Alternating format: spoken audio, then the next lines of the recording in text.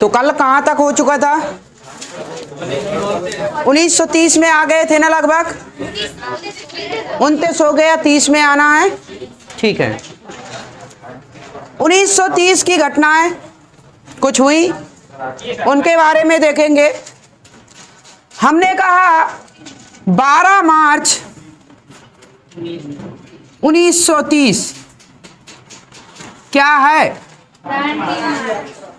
तो दांडी मार्च कह सकते हैं या दांडी यात्रा कह सकते हैं, और ये स्टार्ट हुई 12 मार्च 1930 से। लिख लीजिए दांडी मार्च। ठीक है, ये दांडी मार्च है। किसकी है दांडी मार्च? गांधी जी की है ये। 12 मार्च 1930 को दांडी मार्च यानी यात्रा की गांधी जी ने। गांधी जी के साथ में कितने लोग थे? यानी गांधी जी एक और प्लस 78 अनुयायी थे। कुल कितने लोग हो गए?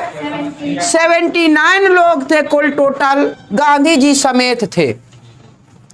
कभी इसका दृश्य देखना हो तो आप झांसी चले जाइए, और स्टेशन जब जाते हैं तो उसके पहले इसका दृश्य का नमूना मिल जाएगा देखने को। क्या चीज? बिल्कुल है, जो नोट में आया करता था ना पहले, हाँ वही चीज है। और अभी सीधे सीधे साक्षात अगर देखना हो वो दृश्य तो आप झांसी जा सकते हैं। स्टेशन के पहले ये इसी यात्रा की बात है वो। ठीक है, तो ये चीज है। गांधी जी आगे आगे चल रहे थे, 78 लोग उनके अनुयायी थे। ये दांडी मार्च किस लिए हुआ था? हाँ, नमक कर के लिए। नमक कर के लिए, नमक कर का विरोध करने के लिए, और ये कानून तोड़ दिया। नमक बनाते थे, उसके लिए हमें कर देना पड़ता था अंग्रेजों को, इसलिए दांडी मार्च किया था। दांडी कहां से कहां तक की यात्रा थी? हमने कहा दांडी से आश्रम से चलेंगे ना, तो साबरमती से दांडी की ओर। तो दांडी तक कुल कितने किलोमीटर की यात्रा थी? 384 या 85 किलोमीटर की यात्रा थी। क्लियर है? 84 आता मिलता है, लेकिन लगभग में हमने 385 लिख दिया। 384 किलोमीटर की यात्रा है, और इन्होंने पैदल यात्रा की। गांधी जी ने पैदल यात्रा कुल कितने दिन? 24 दिन की यात्रा की गांधी जी ने। और जब साबरमती से चले तो 24 दिन लगे। कहाँ? दांडी पहुंचने में। कितने किलोमीटर? 385 किलोमीटर की यात्रा की इन्होंने। 24वें दिन जब पहुंचे, कहते हैं कि 5 अप्रैल को पहुंच गए। 12 मार्च 1930 से चले थे, और 5 अप्रैल 1930 को पहुंच गए।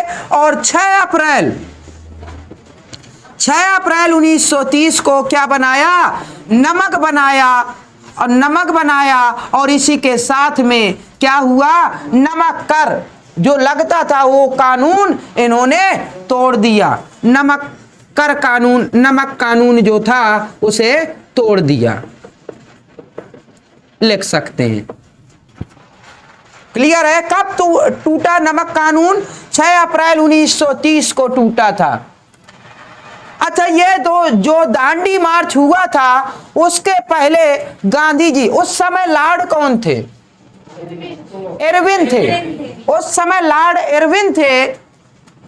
इरविन थे, और इन्होंने इरविन से पहले ही कह दिया था गांधी जी ने कि आप हमारी 11 सूत्रीय, ठीक है, 11 सूत्रीय मांग, 11 सूत्रीय मांग मान लीजिए। नहीं तो अगर नहीं मानते हैं तो हम दांडी मार्च करेंगे, और इसके बाद हम क्या करेंगे?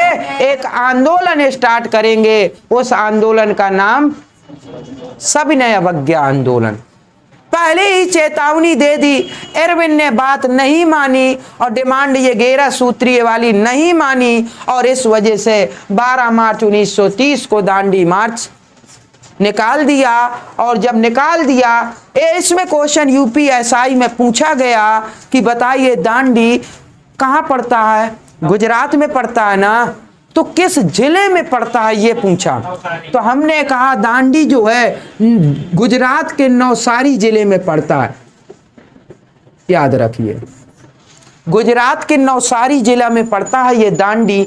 ये पूछा गया क्वेश्चन यूपीएसआई में अभी हाल ही में जो एग्जाम हुआ। ठीक है, तो ये चीजें हैं। 12 मार्च 1930, 6 अप्रैल को नमक बनाया, नमक कानून तोड़ दिया। 11 सूत्रीय डिमांड में एक नमक भी था, नमक कर नहीं लेना, हम नहीं देंगे। उन्होंने कहा बिल्कुल लगेगा। इरविन ने कहा कुछ 11 सूत्रीय में मुख्य पॉइंट ऐसे बिंदु हैं। एक तो नमक कानून यानी नमक कर नहीं देंगे, एक चीज। दूसरी क्या, गांधी जी ने कहा कि हमें क्या चाहिए, हथियार रखने की छूट दी जाए, हम हथियार रखेंगे अपनी सुरक्षा के लिए। 2 चीजें। तीसरी, ये शराबबंदी की बात की और शराबबंदियों में महिलाओं को जो दुकानों के सामने प्रदर्शन धरना प्रदर्शन करती हैं, इसकी छूट दी जाए। 3 पॉइंट। चौथा, जो हमारे आंदोलन में क्रांतिकारी थे जिनको जेल में डाला गया है, उन्हें बाहर निकाला जाए, छोड़ा जाए। ऐसे पॉइंट थे गांधी जी के और इन पॉइंटों को इरविन ने नहीं माना और इस वजह से दांडी मार्च निकाला था। और जैसे ही 6 अप्रैल 1930 को नमक कानून तोड़ दिया, नमक बनाकर, कितना नमक बनाया था? लगभग 390 केजी नमक बनाया था। क्या 390 केजी नमक बनाया था और नमक कानून तोड़ दिया था। ठीक है, क्या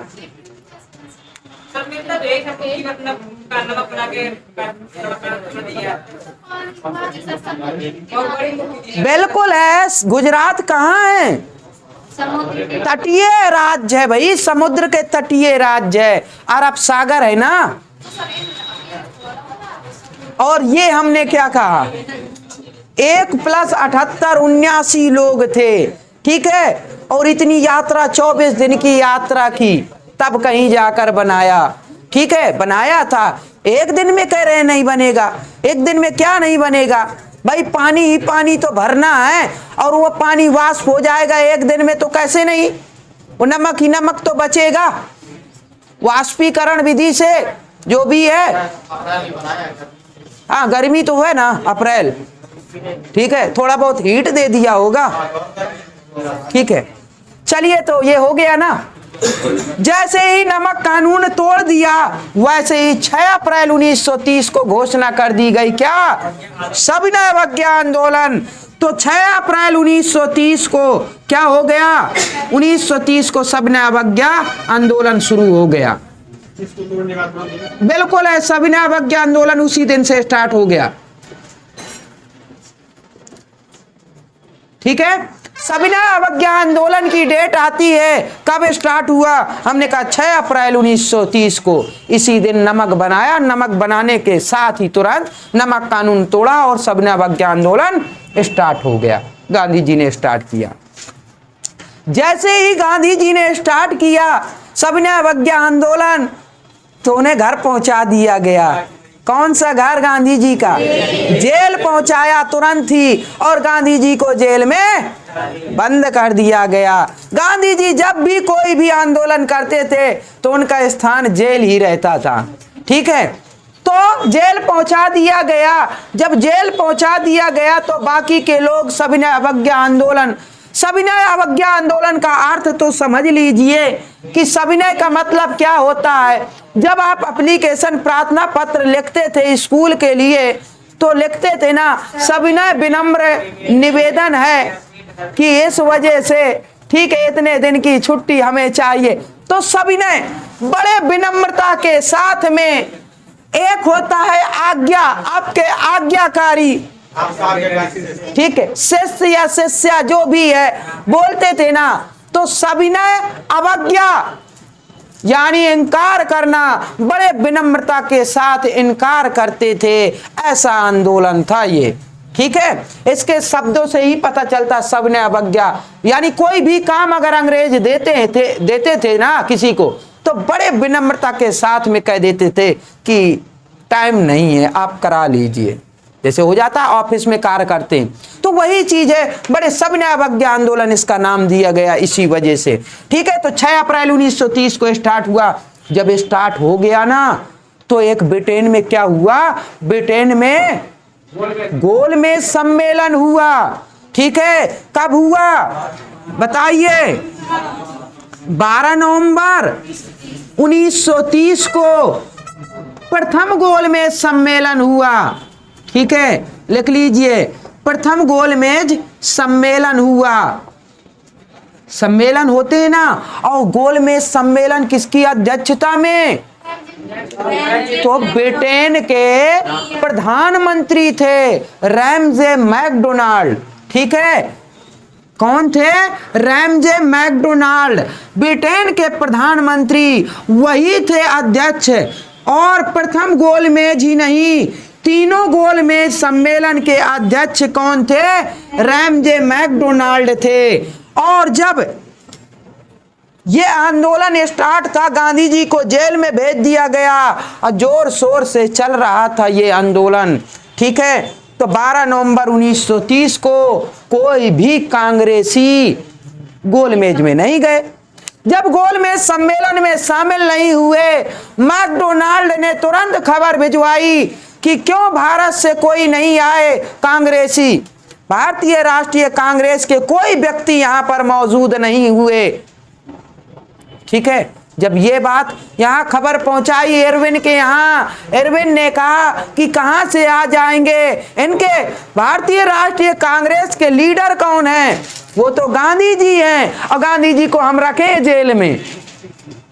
ठीक है, वो तो हम जेल में रखे कैसे आएंगे, सब उन्हीं की बात मानते हैं।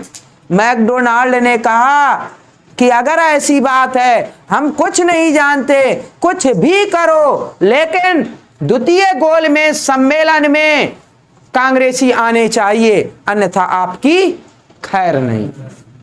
जब ये ऑर्डर आए वहां से ब्रिटेन के प्रधानमंत्री के, तो जब प्रथम में ये कोई कांग्रेसी नहीं पहुंचे, तो इरविन को अब लगा कि अब दिक्कत हो जाएगी, हमारे देश के प्रधानमंत्री ऑर्डर दे दिए हमें। तो इन्होंने क्या किया, तुरंत एक मीटिंग बुलाई और उन्होंने क्या किया, सीधे कौन सी जेल? तो यरवदा जेल, यरवदा जेल से गांधी जी को छुड़ा लाए ये लोग। ठीक है, कब की बात है बताइए? 31 की बात है, 1931 की बात है। ये नवंबर चल रहा है ना, नवंबर में नहीं पहुंचे, तुरंत दिसंबर के बाद 31 आ जाएगा कि नहीं? तो 31 में गांधी जी को छुड़ाया, मतलब इरविन ने भेजा कि छोड़ दो, गांधी जी को खुद पता नहीं कि हमें क्यों छोड़ दिया गया। ठीक है, जब वहां से आए गांधी जी तो समझते थे, वकील थे, अब इतना तो दिमाग था ही कि कुछ ना कुछ तो बात है। तो 5 मार्च 1931 को क्या हुई? गांधी इरविन समझौता, गांधी इरविन समझौता लिख लीजिए, एक एक डेट लिखते जाइए, जो डेट लिखा रहे ना वो इंपॉर्टेंट है परीक्षा की दृष्टि से। 5 मार्च 1931 गांधी इरविन समझौता हुआ। ठीक है, गांधी इरविन समझौता, पैक्ट इसी को बोलते हैं, पैक्ट मीन समझौता, और इसी को बोला जाता है दिल्ली समझौता, दिल्ली पैक्ट के नाम से इसी को बोला जाता है। लिख लीजिए, दिल्ली समझौता। ठीक है, क्यों दिल्ली समझौता? क्योंकि जब आए थे तो ये जो मीटिंग हुई थी, समझौता हुआ था गांधी इरविन के बीच, वो दिल्ली में हुआ था, इस वजह से इसे दिल्ली समझौता के नाम से भी जाना जाता है। ठीक है, तो इरविन के ऊपर तो दबाव था ही मैकडोनाल्ड का, प्रधानमंत्री का, और इरविन ने कहा गांधी जी से कि ये बताइए आप क्यों आंदोलन करना चाहते हैं, तो उन्होंने कहा कि हम पहले ही बता चुके थे, हमारी 11 सूत्रीय डिमांड है, मांग है, आप उन्हें मान लीजिए। और मान लेते तो ये नौबत ही नहीं आती। तो इरविन ने कहा यदि हम मान ले तो रोक दोगे? तो गांधी जी ने कहा क्यों नहीं रुक जाएंगे, जो हमारी डिमांड है, जिस लिए आंदोलन कर रहे हैं, अगर वो आप मान लेंगे तो बिल्कुल आंदोलन नहीं होगा, हम रोक लेंगे। इरविन ने कहा कि ठीक है, तो फिर आपकी ये 11 सूत्रीय डिमांडों में हम सब कुछ मान रहे हैं, लेकिन एक चीज नहीं मानेंगे। और वो चीज क्या है? जो क्रांतिकारियों की बात कर रहे हैं ना छोड़ने की, हम सब क्रांतिकारियों को छोड़ देंगे, लेकिन भगत सिंह और राजगुरु सुखदेव को नहीं छोड़ेंगे। और यह विवाद का विषय आता है। कहते हैं कि अगर गांधी जी चाहते तो इन तीनों को बचा सकते थे। यह बात बिल्कुल सही है, गांधी जी बचा सकते थे। और इसी वजह से गांधी जी थोड़ा सा लोगों की नजरों में गिरे भी, लोगों की नजरों में थोड़ा बहुत गिरे भी। लेकिन आप खुद सोचिए कि यह बात सही है कि नहीं है। हम ऐसा नहीं है कि हम जो बात अगर कह दें और उससे मिट जाए, मतलब वो ना माने, तो फिर क्या हाल होते हैं? वही हाल होते हैं जो केशव चंद्र सेन के हुए। समझ रहे ना? केशव चंद्र सेन मानते थे ब्रह्म समाज की, पुराना ब्रह्म समाज के अनुसार बातें करते थे। कौन सी? आधुनिक की बात करते थे, आधुनिकतावादी बात करते थे, टीचर थे, अध्यापक। ठीक है, ब्रह्म समाज की स्थापना किसने की थी? 1828 में राजा राम मोहन राय ने की थी ब्रह्म समाज की स्थापना, और जिसमें बाद में और भी ब्रह्म समाज के पार्ट हुए। केशव चंद्र सेन का योगदान था। यह आधुनिकता सोचवादी थी इनकी, और ये बात करते थे आधुनिक सोच की, और खुद नहीं चलते थे, अमल करते थे। तो बताइए कोई मानेगा? आप कह दें कि भगवान की पूजा करिए, रोज अगरबत्ती लगाइए, और खुद लगाते नहीं है, कोई मानेगा आपकी बात? कोई नहीं मानेगा।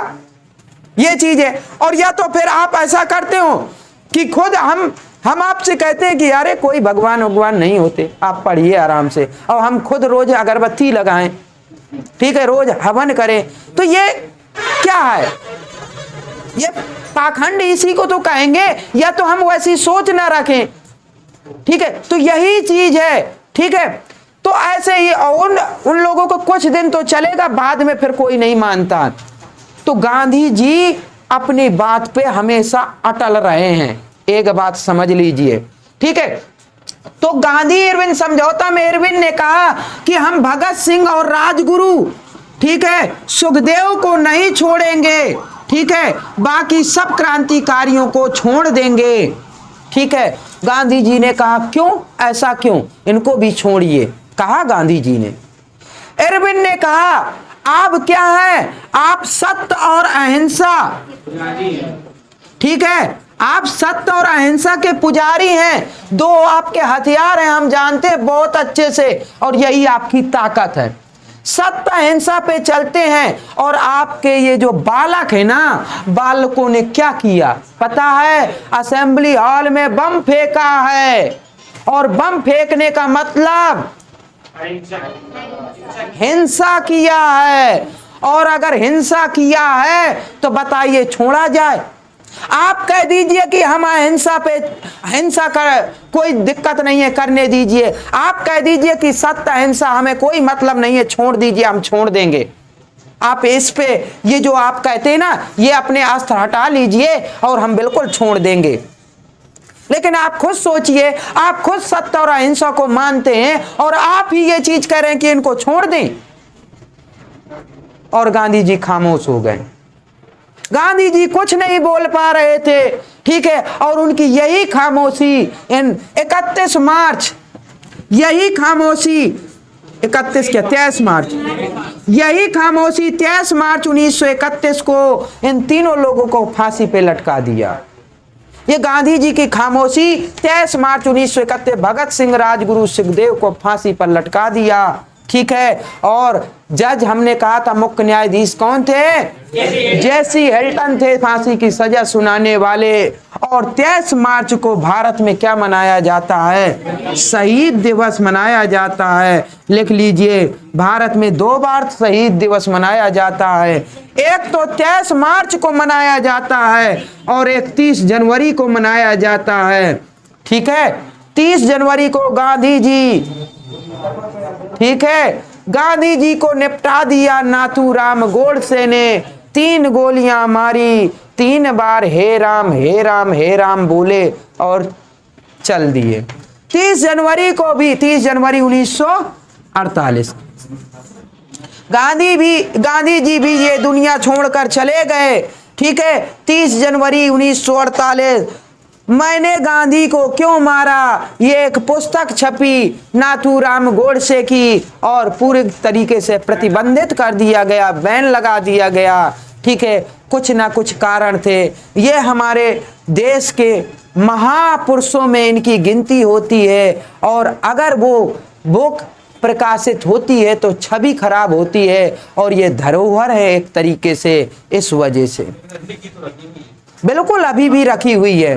तो सब लोग अपने देश की इज्जत की खातिर वो ऐसे काम करते हैं कि जिससे बदनाम ना हो। और ये महापुरुष है, जो हो गया सो हो गया। लेकिन ठीक है, और फिर ये महापुरुष हैं भाई, किसी भी महापुरुष के हमें उनका आदर करना चाहिए। ये ऐसा कहा गया हमारे मौलिक कर्तव्य में, कोई भी हो, लेकिन मौलिक कर्तव्य में ऐसा कहा गया कि भारत के प्रत्येक नागरिक का ये कर्तव्य है कि आंदोलनकारी जो महापुरुष रहे उनकी क्या करेंगे?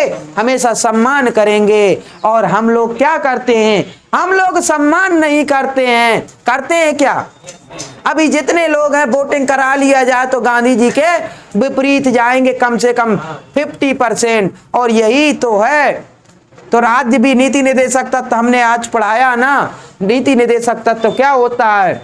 राज्य कहती है आप अपने मौलिक कर्तव्य ना निभाइए, हम भी अपने मौलिक कर्तव्य नहीं निभाते हैं। ऐसे साठगांठ चलती है।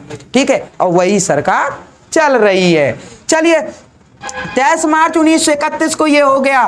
फिर इसके बाद 1931 में द्वितीय गोलमेज सम्मेलन होता है। कब होता है बताइए? 7 सितंबर, लिख लीजिए, 7 सितंबर 1931 को द्वितीय गोलमेज सम्मेलन होता है। लिख लीजिए, सेकंड गोलमेज सम्मेलन, गोलमेज सम्मेलन, द्वितीय गोलमेज सम्मेलन। हमने कहा ना कि 3 गोलमेज सम्मेलन हुए और तीनों की अध्यक्षता रैमजे मैकडोनाल्ड ने ही किया। उस समय प्रधानमंत्री थे रैमजे मैकडोनाल्ड।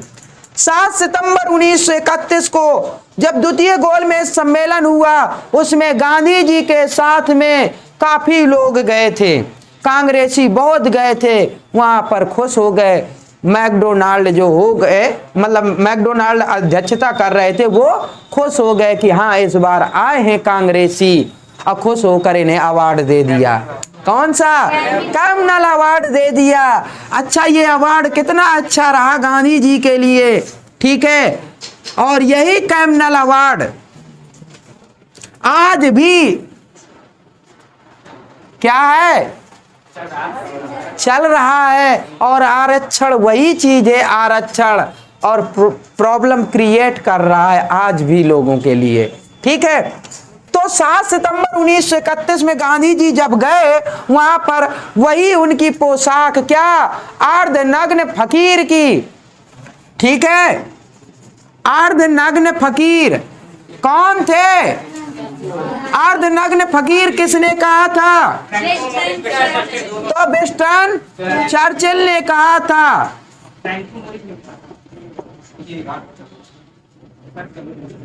चर्चिल कर लीजिए। विंस्टन चर्चिल ने कहा था और दोनों मिलते हैं। ठीक है, फ्रैंक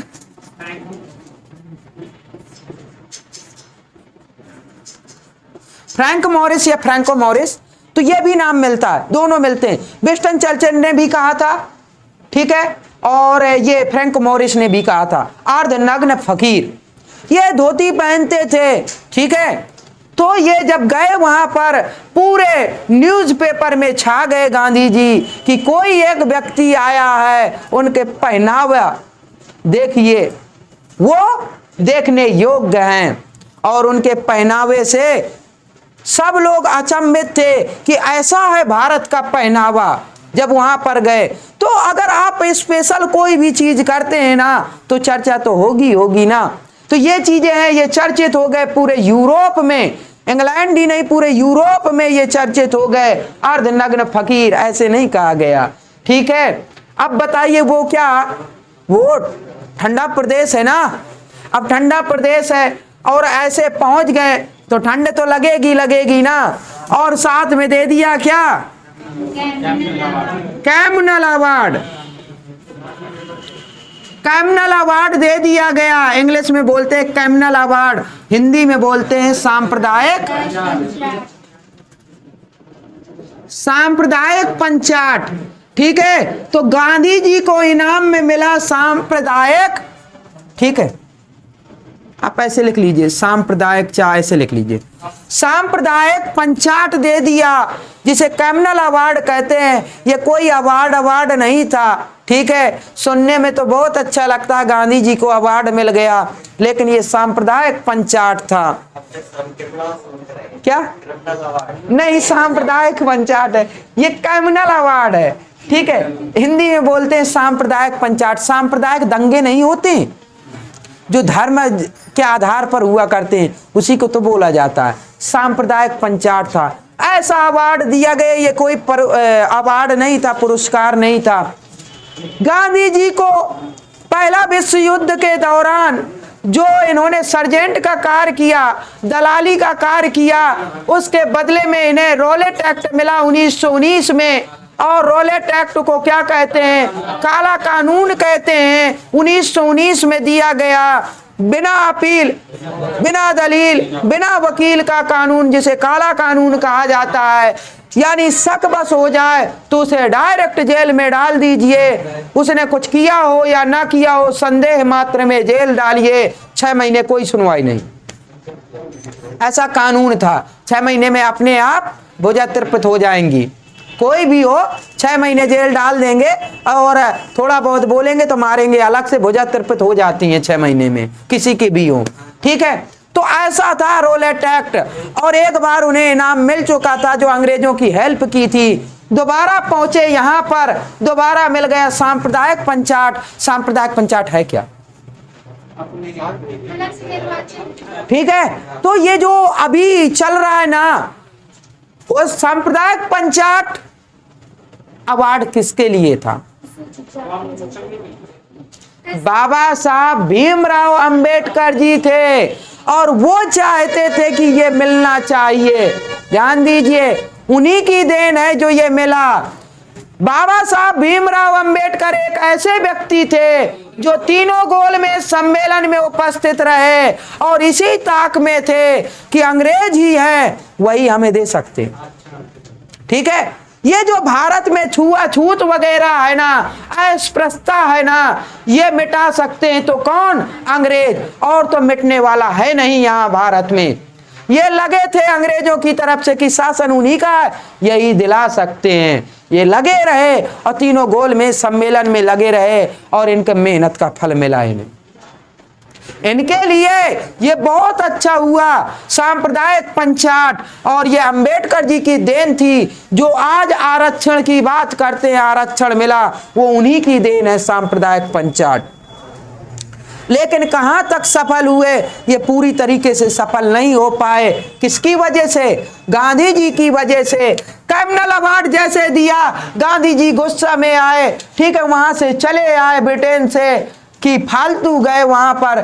ये चीज थोड़ा चाहिए, मतलब इसमें ये था सांप्रदायिक पंचाट में, यदि जो बोलते हैं ना हरिजन, अगर यहां पर कोई एक्ट कहां से आ गया भाई, ठीक है, जो एससी और एसटी ओबीसी की बात करते हैं ना, तो इनके लिए अगर कोई सीट आती है निर्वाचन के लिए, तो वही लोग खड़े होंगे और वोटिंग भी वही करेंगे, अदर लोग नहीं करेंगे।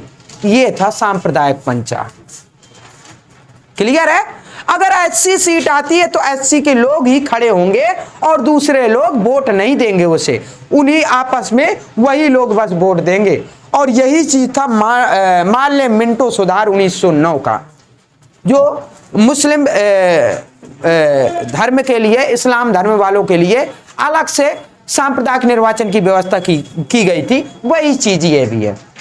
गांधी जी आए और जैसे आए कब 1932 में जब गांधी जी आए, उन्होंने आओ देखा ना ताओ और कह दिया चलिए फिर सविनय अवज्ञा आंदोलन दोबारा से स्टार्ट किया। क्या? सविनय अवज्ञा आंदोलन।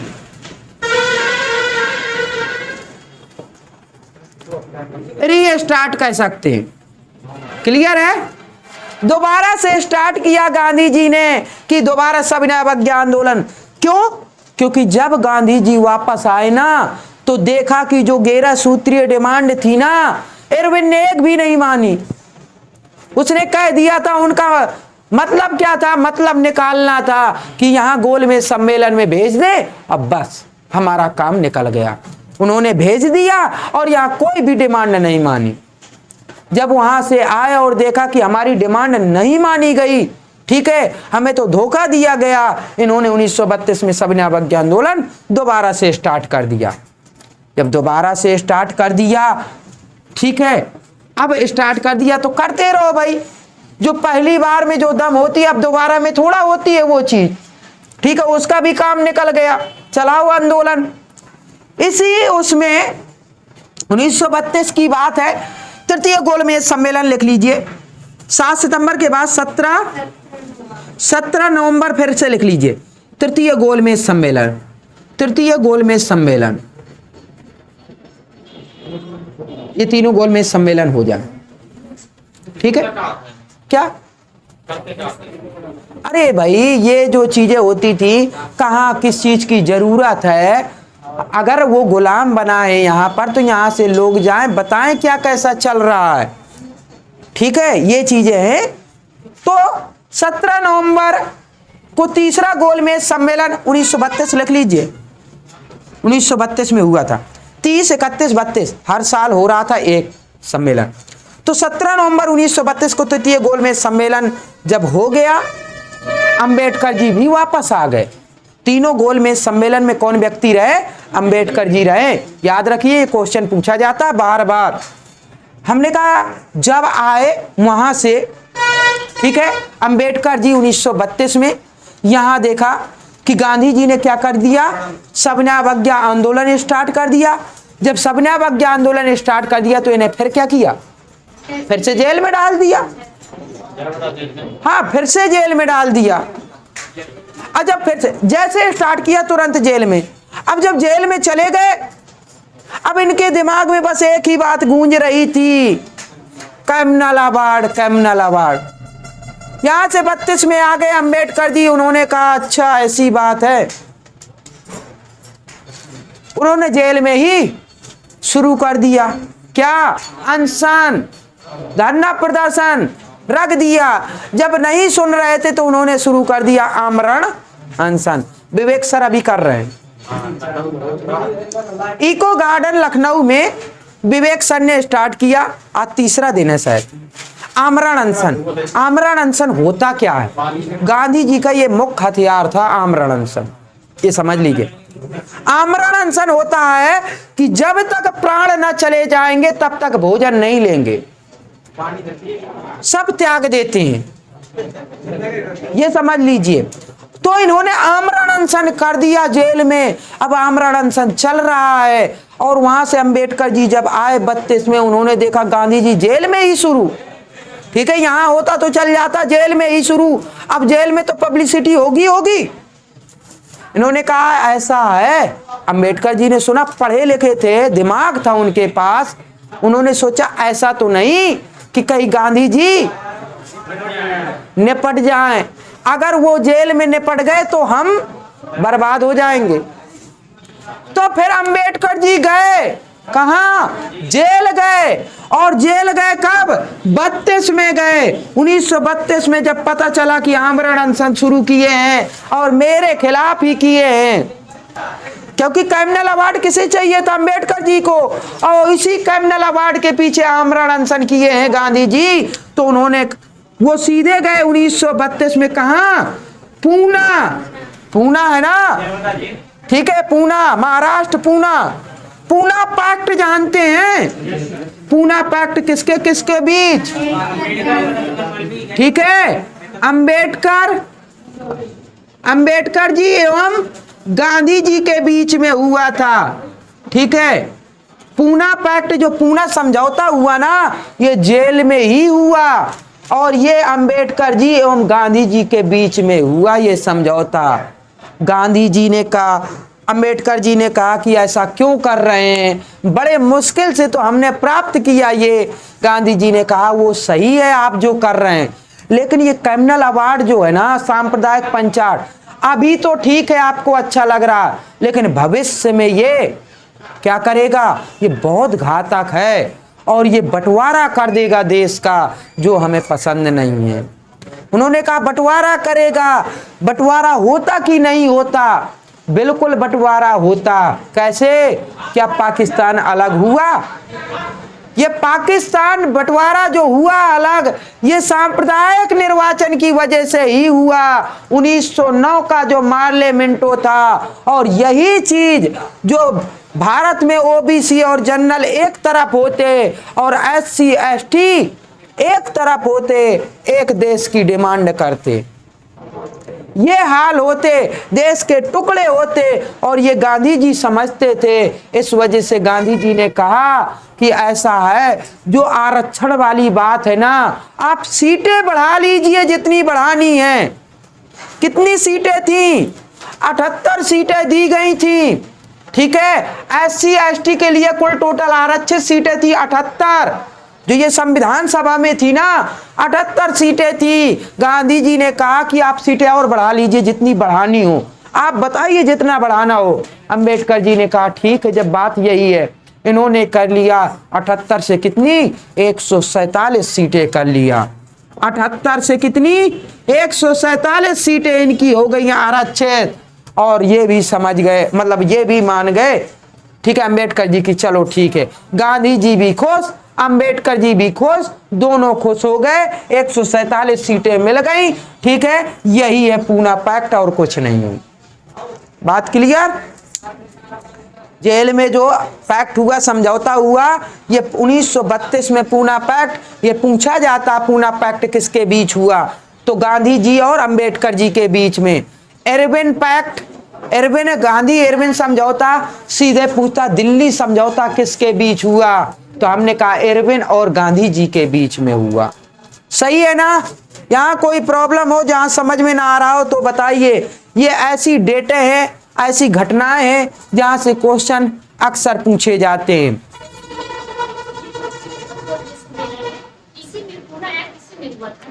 नहीं नहीं नहीं, 1932 में तृतीय गोलमेज सम्मेलन हो चुका था। 1932 में जब अंबेडकर जी की कहानी यह है कि तीनों गोलमेज सम्मेलन में रहे, वहां पर लंदन में जो हुआ। अब जब हो गया तीसरा 1932 में, उसके बाद वो वापस आए। जब वापस आए भारत, तब पूना में पैक्ट हुआ। सही है? तृतीय गोलमेज सम्मेलन के बाद में, क्योंकि वो तो लंदन में हो गया।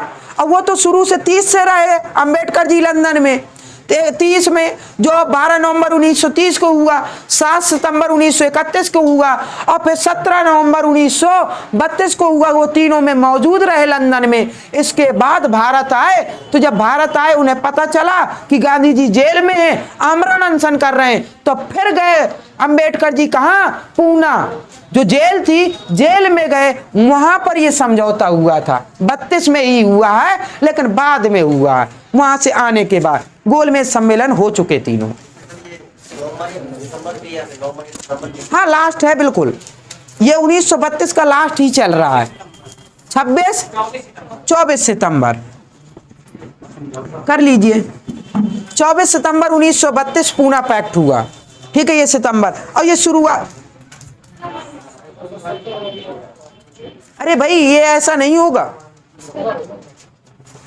17 नवंबर 1932 में तो तीसरा गोलमेज सम्मेलन हुआ है, इसके बाद हुआ है।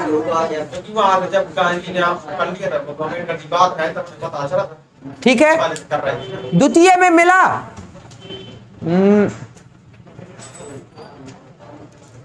इसमें 24 सितंबर है, इसको डेट और क्लियर करते हैं। या तो फिर एक चीज हो सकती है, द्वितीय में तो मिला कैमनल अवार्ड, तो द्वितीय में ये आ गए होंगे सब, और जब आ गए तो यहां पर ये समझौता किए होंगे, फिर इसके बाद तृतीय में गए होंगे। आप क्लियर करते हैं, ठीक है। अगर ये बात है, अगर ये डेट मिलती है तो फिर तो यहां पर पहले हो गया, फिर तृतीय गोलमेज सम्मेलन हुआ, ठीक है। हाँ, द्वितीय में करने के बाद आ गए होंगे अटेंड, तृतीय करने गए होंगे अटेंड, अंबेडकर जी बाद में, ऐसा हो सकता है। अगर 24 सितंबर फिक्स है, लेकिन हम देख लेंगे डेट, ठीक है। 24 सितंबर ही है, नहीं ऐसा हो, हाँ ये बात भी सही है, द्वितीय में मिला तो द्वितीय में ही समझौता होगा, ठीक है। कर लीजिए 24 सितंबर 1932, और जब यहाँ पर पूना पैक्ट हो गया, फिर गांधी जी, वो अंबेडकर जी फिर गए। अब सही है, ठीक है, सही है, ठीक है। अब मिटाते हैं, इसके बाद अब आगे चलते हैं। हमने कहा इसके बाद एक 1900, हाँ महाराष्ट्र पुणे में ही है यरवदा जेल, ठीक है। 1931 में, अच्छा एक पूछ देता सीधे सीधे, 1931 में कांग्रेस अधिवेशन की अध्यक्षता किसने की? ये दिमाग में बैठा लीजिए, ये क्वेश्चन पूछ चुका है। 1931 में जो कराची अधिवेशन हुआ था, उसकी अध्यक्षता किसने की थी? सरदार वल्लभ भाई पटेल ने की थी। एक डेट ये भी इंपॉर्टेंट है, 1931। फिर एक आता 1933 में। 1933 में कांग्रेस अधिवेशन की जो अध्यक्षता हुई ना, वो किसने की थी? तो नलिनी सेनगुप्ता थी।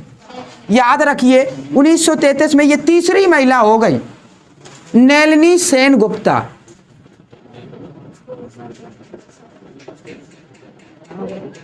कांग्रेस अधिवेशन की अध्यक्षता, ये क्वेश्चन पूछा जा चुका है, हम वही चीज बता रहे हैं जो क्वेश्चन एग्जाम में कहीं ना कहीं पूछा गया। ये तीसरी महिला थी। अब ये क्या, कौन? कोलकाता, शायद कोलकाता ही है, ठीक है, देख लीजिए। ज्यादातर कोलकाता में, ज्यादातर तो हुए हैं, ठीक है, कोलकाता कर लीजिए। 19 नहीं, नलिनी मिलता है, नलिनी कर लीजिए, कोई दिक्कत नहीं है, ठीक है। बाकी ये मिलता है नलिनी या नलिनी सेनगुप्ता। ये कोलकाता में अधिवेशन हुआ, इसके अध्यक्ष ये तीसरी महिला थी। पहली कौन थी? एनी बेसेंट 1917, कहाँ हुआ था? कोलकाता में। दूसरा 1925 कानपुर में सरोजनी नायडू, और ये तीसरी महिला हो गई नलिनी सेनगुप्ता, ठीक है। नलिनी मिल जाता है, लेकिन नलिनी है सेनगुप्ता। हाँ ये भारत की है, ये दूसरी हो गई महिला, कुल 3 हो गई ना, तो ये यहां से इस वजह से पूछा जा। किसका? नहीं, 1933 में, पहले 1917 में पहली महिला हुई एनी बेसेंट, कोलकाता में अधिवेशन हुआ। 1925 में कानपुर में हुआ अधिवेशन, तो सरोजनी नायडू, ये तीसरी महिला है। वो तो हर साल होते थे ना, कांग्रेस अधिवेशन जो होते थे हर साल होते थे। हम तो वही अधिवेशन बता रहे हैं जो एग्जाम की दृष्टि से महत्वपूर्ण है। शुरुआत के बहुत इंपॉर्टेंट है, फिर बीच बीच में जैसे 1907 का, 1911 का, 1916 का, ये बहुत 7 का भी इंपॉर्टेंट है, क्योंकि जो भी घटना हुई ना जिस साल, सूरत फूट हुई ना, जिस वर्ष घटना घटी ना कोई, वो जरूर अधिवेशन पूछता है। जैसे 1916 का हमेशा आता है, ठीक है। 1916 का अधिवेशन कहाँ हुआ? लखनऊ अधिवेशन। और उसके अध्यक्षता किसने की? एसी मजूमदार, जिसे कहते हैं मजमूदार या मजूमदार दोनों मिलता है, अंबिका चरण मजूमदार। उसी में लखनऊ पैक्ट हुआ, लखनऊ पैक्ट हुआ। और ये नरम दल और गरम दल एक हो गए। ये खासियत थी 1916 की। हाँ, तो इसी वजह ये घटना हुई, इस वजह से इंपॉर्टेंट हो जाता कोई भी जो चीजें एग्जाम की दृष्टि में। अगर कोई घटना होती है तो फिर वो आने के चांस बन जाते हैं एग्जाम में। इस वजह से ये नलिनी सेनगुप्ता का जरूर याद रखिए। ये तीसरी महिला है, अब भारत की दूसरी। क्या चीज? हाँ, 56 अधिवेशन कुल टोटल हो गए बहुत। लगभग किसी साल विराम दिया गया, नहीं तो हर साल होते रहे 1885 से अगर कहा जाए। बीच बीच में तो गैपिंग होती रही, ठीक है। अब इसके बाद आते हैं 1935। 1935 का क्यों इंपॉर्टेंट है डेट? भारत शासन अधिनियम,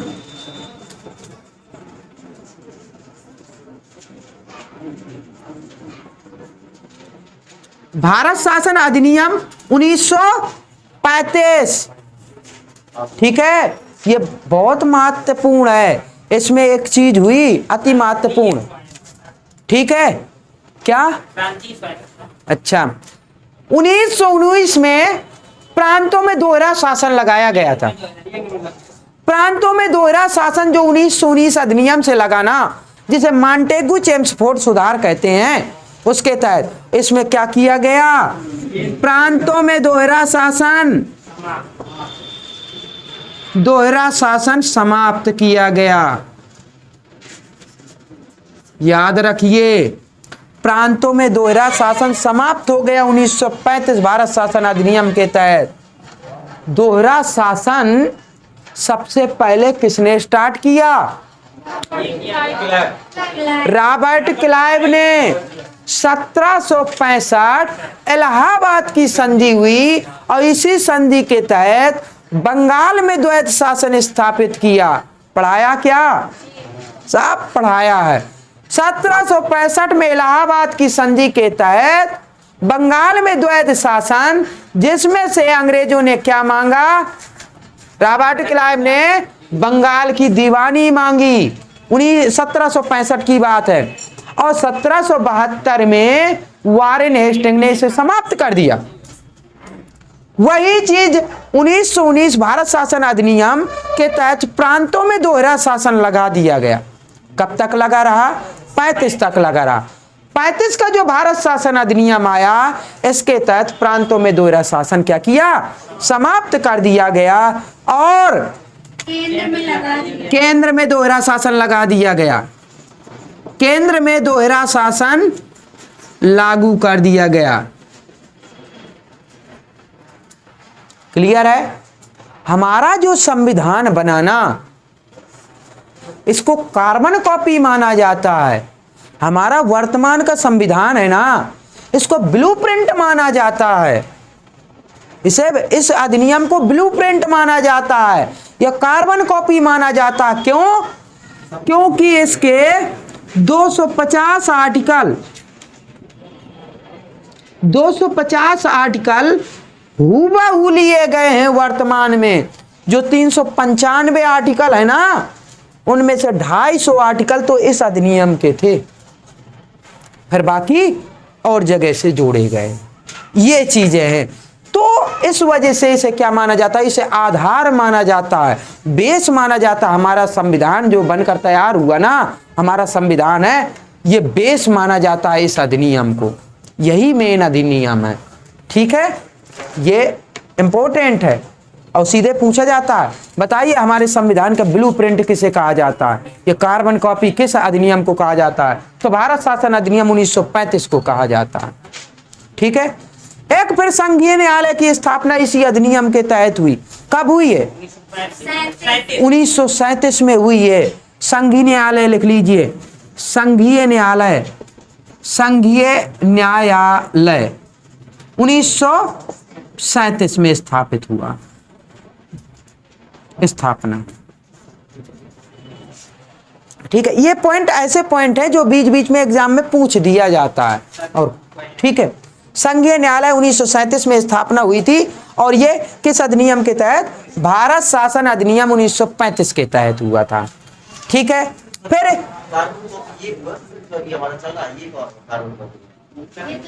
ये तो ओरिजिनल है।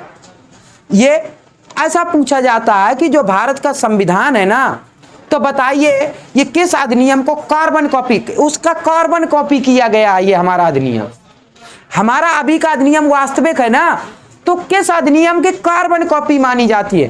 तो ये मेन हो गया कि नहीं? आधार तो ये हुआ, अब इसकी कार्बन कॉपी कर ली गई तो वर्तमान हो गया ना, तो कार्बन कॉपी मानी जाती है ये हमारा संविधान। तो किस अधिनियम की? 1935, क्योंकि हुबहू उठा लिए ना 250 के लगभग, इस वजह से। ठीक है, और ब्लूप्रिंट भी माना जाता है, इसको कहा जाता है इस अधिनियम को। ये हो गया 1936, 1937, 1938, 1939, ये कांग्रेस अधिवेशन की बात करते हैं। 1936 में अधिवेशन कहाँ हुआ था?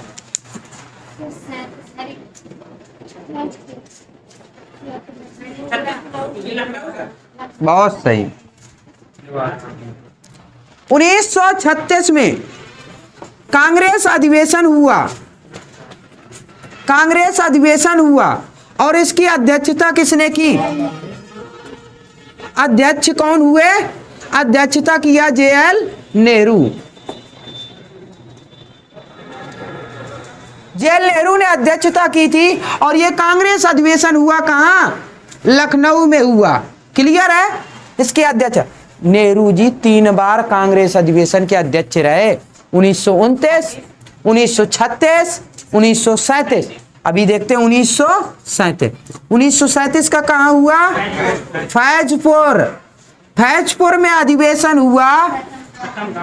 ठीक है, फैजपुर अधिवेशन हुआ और ये प्रथम क्या है, और इस वजह से ये इंपॉर्टेंट हो गया।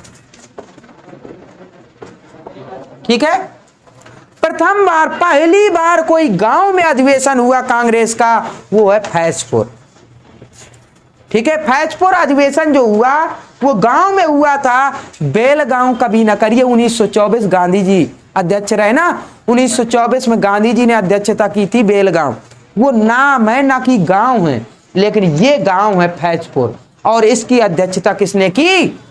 इसकी अध्यक्षता भी जेएल नेहरू ने की। यानी 1936-37 दोनों में लगातार गांधी वो जेएल नेहरू रहे और एक 1929 में रहे लाहौर अधिवेशन में। ये तीनों से कहीं से भी पूछ सकता है, ज्यादातर एग्जाम में पूछता 1929 लाहौर अधिवेशन की अध्यक्षता और 1937 क्योंकि ये गांव में हुआ। एकमात्र अधिवेशन गांव में हुआ, वो है फैजपुर। क्लियर है? 1937 में फैजपुर महाराष्ट्र में पड़ता है। 1938 में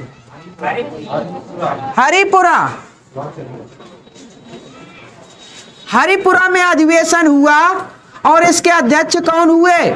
लिख लीजिए, अध्यक्ष कौन हुए? अध्यक्ष हुए सुभाष चंद्र बोस।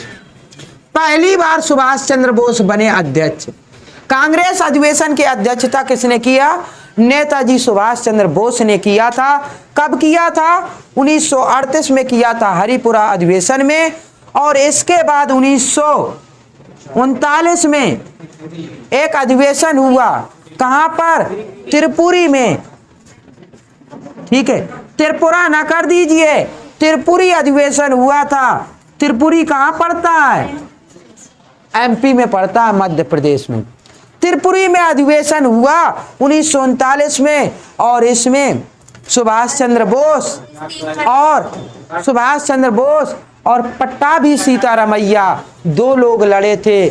गांधी जी ने अपनी तरफ से एक व्यक्ति नियुक्त किया, पट्टाभी सीतारामैया को। जब चुनाव हुआ, निर्वाचन हुआ, पट्टाभी सीतारामैया हार गए। 1939 की बात है। पट्टाभी सीतारामैया हार गए और जीत कौन गए? सुभाष चंद्र बोस जीत गए। अध्यक्ष बनाया गया सुभाष चंद्र बोस को।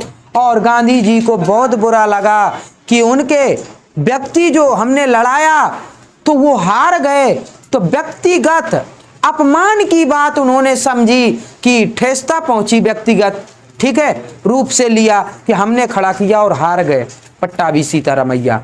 इस वजह से गांधी जी ने क्या कहा कि मैं कांग्रेस छोड़ रहा हूं और मैं इस्तीफा देता हूं।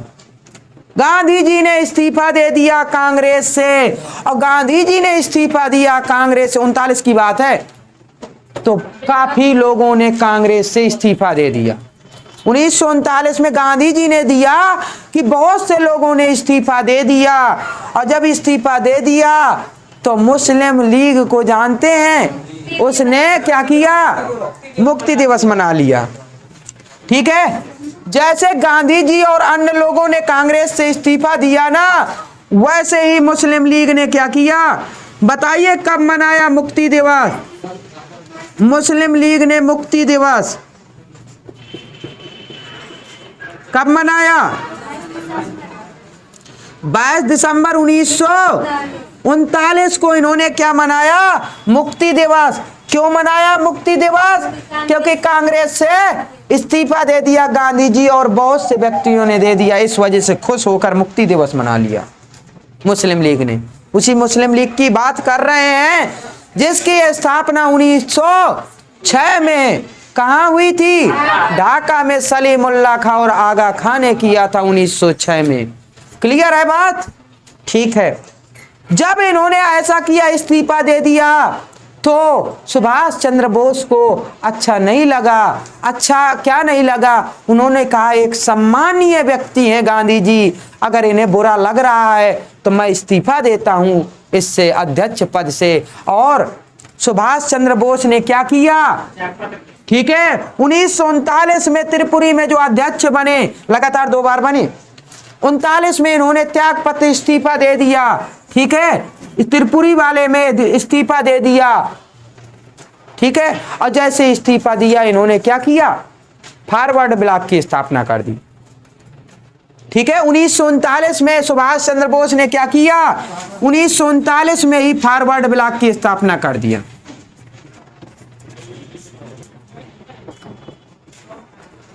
अच्छा, सुभाष चंद्र बोस नाराज नहीं हुए गांधी जी से, क्यों? क्योंकि उन्हें भी लगा कि अगर हम जीत गए हैं, पट्टाभी सीतारमैया हार गए हैं, गांधी जी का स्वाभाविक है नाराज होना, और अपना अपमान नहीं सह पा रहे थे, इस वजह से इस्तीफा दिया। उन्होंने कहा ये सम्मानीय व्यक्ति हैं, देश की धरोहर हैं, मैं इस्तीफा दे रहा हूं, कोई बात नहीं। और उन्होंने इस्तीफा दे दिया गांधी जी की सम्मान की वजह से। इन्होंने इस्तीफा दिया, तो बताइए अब अध्यक्ष कौन हुए? तो याद रखिए, पूछा जाता है 1939 में त्रिपुरी जो अधिवेशन हुआ, सुभाष चंद्र बोस के बाद इस्तीफा देने के बाद अध्यक्ष कौन हुए? तो राजेंद्र प्रसाद लिख लीजिए, आगे उसी के लिख लीजिए, राजेंद्र प्रसाद। ठीक है, अध्यक्ष हुए कब? 1939 में। क्लियर है? ये पूछा जाता है एग्जाम में। क्या टाइम हो गया? ठीक है, तो फिर इतना काफी है।